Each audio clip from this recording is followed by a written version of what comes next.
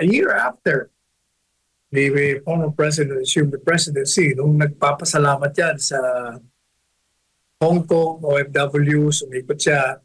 At doon, in a gathering, sinabi ko na kung merong anak, si Macapagal na naging presidente at si Cory may naging presidente, bakit naman hindi po pwedeng itong si Inday Sara, anak ni Presidente Duterte maging presidente? I started that. And then, yun nga, parang nag-snowball. And then, kami ng organisasyon, takot-takot na. Pagkatapos, kung matatanda mo, pinunukala ko, tumakbo kayong dalawa, presidente at vice-presidente. Pareho nila ayaw.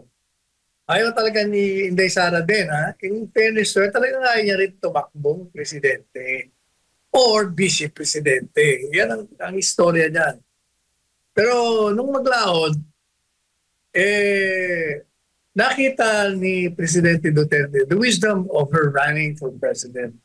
Kaya nga, ilang beses niyang pinunta niya sa bahay at na inaalok niya. Kinukumbisi niya. Pero ayaw nga tumakbo eh. Kaya matatandaan mo, nag-iwan siya ng dalawang envelope na nakalagay doon. Kung sakali mong magbago isip mo, pag tatakbo kang presidente, gawin mong vice-presidente si Bongo. O kaya naman, kung ayaw mo talagang tumakbo, si ano ang tatakbong presidente, si Bongo at ako ang vice-presidente. O hindi ba, doon nagsimula yung dalawa. Kung saan, parang ang feeling nung Inday, bakit mo ko ninitikta na. Dalit sabi, ako naman, ginawa kong lahat para mapatakbo siya.